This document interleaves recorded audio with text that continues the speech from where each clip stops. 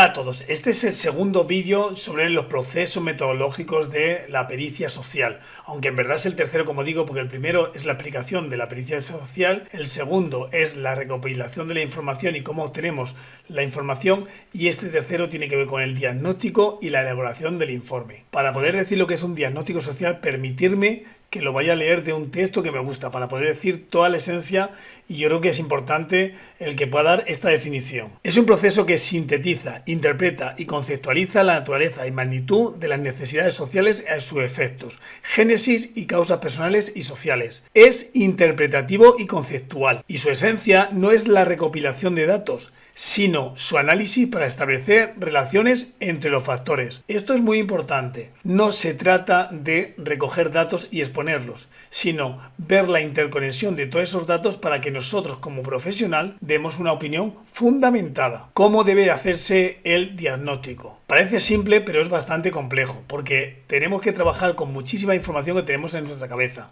Yo, si tuviera que poner un ejemplo de cuando hago un diagnóstico, serían un montón de papeles tirados por el suelo, un montón de papeles por cualquier lugar, y cogiendo un dato, otro dato, un informe, otra información, y uniéndolas, e ir secándolo. Es un proceso de creación intelectual, porque al final lo que vamos a hacer nosotros es ir imaginando toda la información en nuestra cabeza para ver lo futurible, lo posible, una interpretación de lo que ha pasado, el por qué hemos llegado a una situación. Y podría poner muchísimos ejemplos, ¿no? De que un niño no va a la escuela y lo primero que podemos decir es que los padres son unos negligentes, pero luego nos damos cuenta que hay un montón de información que nosotros podríamos actuar o que se puede justificar el que no haya ido a la escuela. No es una interpretación primaria sobre lo que nosotros sabemos o creemos sobre la concepción del mundo, sino que tenemos que basarnos en pruebas, en información, y todo ello tiene que ser de una forma muy precisa y casi científica. En el diagnóstico lo que estamos buscando es certificar como profesionales que toda la información que hemos tenido da a una situación social. Es normal que se llegue a esa situación social debido a todos los condicionantes que anteriormente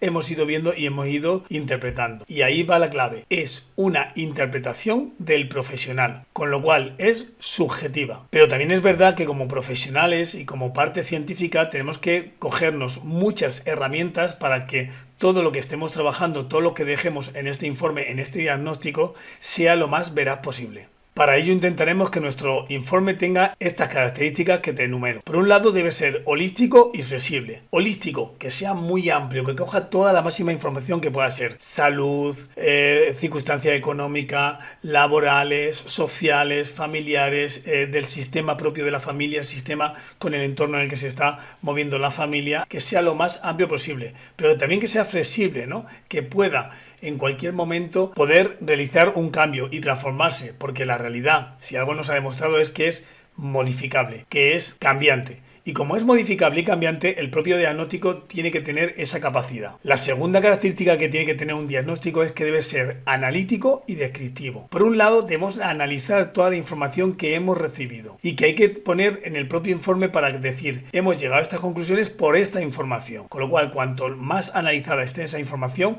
mejor para el propio diagnóstico. Y descriptivo, hay que describir claramente las situaciones. No vale 4 palabras, sino que tenemos que describir perfectamente todo lo que hemos visto, todo lo que hemos observado. Cuanto más grande y más descriptivo sea, más valor tendrá ese informe. Cuanto mejor esté hecho el informe, nos ayudará a leer la situación social de la familia o del entorno que estamos trabajando para poder proyectar mucho mejor. Con lo cual debemos de centrarnos en hacer un buen informe o un buen diagnóstico. El diagnóstico es el segundo paso dentro de una intervención, y aunque ahora lo estamos utilizando para un informe pericial, tenemos que darnos cuenta de que ese diagnóstico puede ser utilizado por otros profesionales para seguir trabajando y para seguir fomentando en la familia los cambios necesarios para que llegue a un mejor o un mayor bienestar social. Tenemos que cuidar el léxico, que debe ser adecuado y no debe ser un léxico muy técnico, sino que debe ser un léxico que sea comprensible al mayor número de personas posibles. A veces, sin darnos cuenta, los profesionales del trabajo social utilizamos nuestro propio léxico. Aquí estamos escribiendo un diagnóstico social que deberán de leer los abogados,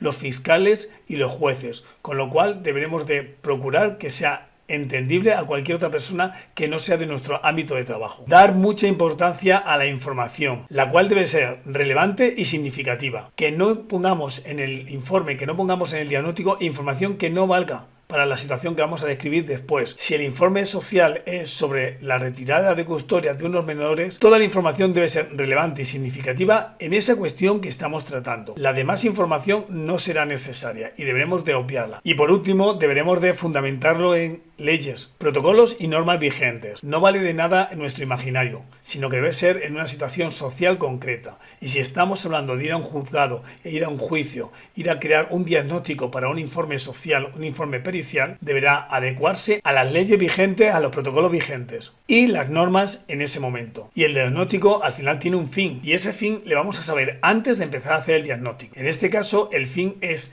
dar a conocer una situación que está viviendo una familia o una persona para que un juez, un fiscal, un abogado puedan entender esa parte más social de la persona, de la familia, para que ellos puedan tomar una decisión en un juzgado. Ese es el fin del diagnóstico social que tenemos que hacer ante un informe social pericial. Y si sabemos ya el fin, es importante que a la hora de adquirir la información, a la hora de ir elaborando todos los ítems que luego nos van a ayudar a hacer ese diagnóstico, tengamos en cuenta para qué se está elaborando el informe. Tras el diagnóstico tendremos que elaborar un informe pericial. Y ahora os quiero pasar cómo yo hago los informes periciales y la información que incluyo por ítems dentro de ese informe social. Pero antes decir que para elaborar un informe social debemos previamente haber tenido muchísima información que ahora es cuando vamos a plasmarla. Aquella información que tuvimos en la primera parte, que era la investigación, nos va a venir muy bien ahora para elaborar este informe, porque nosotros, tanto al juez, al fiscal o al abogado, debemos de darle la información en la que nos hemos basado para poder hacer un diagnóstico final.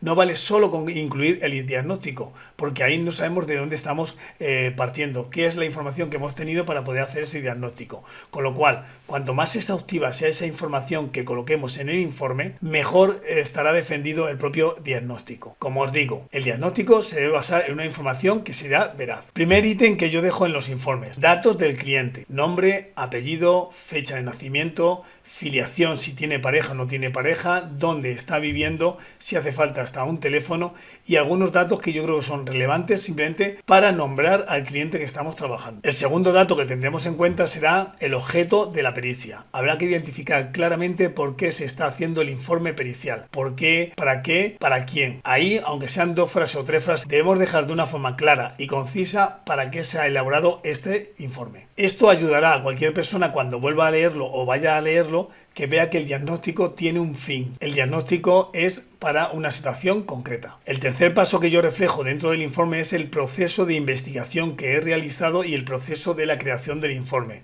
desde las entrevistas que he realizado con el cliente, con el abogado, las informaciones que he ido recogiendo de los expedientes, de la visita domiciliaria, de visita o llamadas telefónicas a otros profesionales. Toda la información necesaria o toda la información que yo he ido recabando y todos los procesos que yo he hecho deben reflejarse en este tercer punto, ¿no? Que es el proceso de investigación y de recogida de la información para poder hacer el informe. Por eso es importante tener un diario de campo cuando estamos haciendo un peritaje, para ir colocando a dónde hemos ido, con quién hemos estado, cómo nos hemos reunido y hasta si hace falta las emociones que hemos percibido en ese momento, que nos vendrán muy bien para luego hacer el diagnóstico, ya que dependiendo cómo nosotros nos hemos tomado las cosas también reflejaremos. Ya lo he dicho antes, el informe pericial o el diagnóstico es algo totalmente subjetivo. El cuarto espacio sería el estudio social y empezaremos con los antecedentes, donde describiremos a la familia y todos los procesos que lo ha pasado anteriormente. Aquella información que puede ser relevante y que son hechos de años atrás, hace 5, 10, 15 años, y que nos pueden ayudar para hacer un mejor diagnóstico y conocer por qué la familia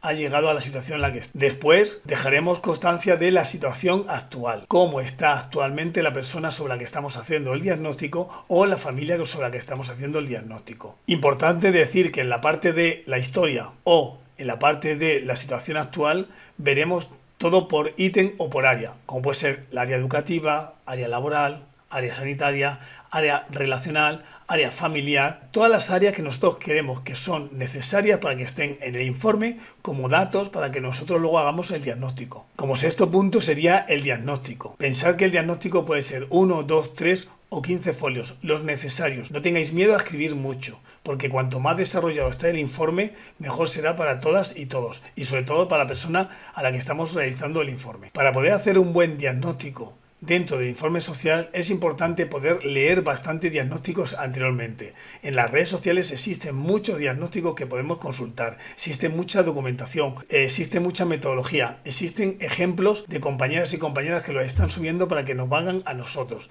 Muy importante, leer muchos diagnósticos antes de empezar un diagnóstico, porque por mucho que pensemos que es fácil, no es tan fácil. Y a veces tenemos que educarnos en la forma de construir, educarnos en la forma de escribir. Como punto 7, dentro del informe de pericia social, incluiremos las conclusiones. Las conclusiones son pequeños enunciados que nosotros dejamos para que demos constancia o demos importancia concreta a ese hecho. Y que pueden ser conclusiones al propio diagnóstico que hemos realizado. Y que ahí pondremos bastante fuerza. Quizá hay que sacar 6, 7, 8 o 10, no sé.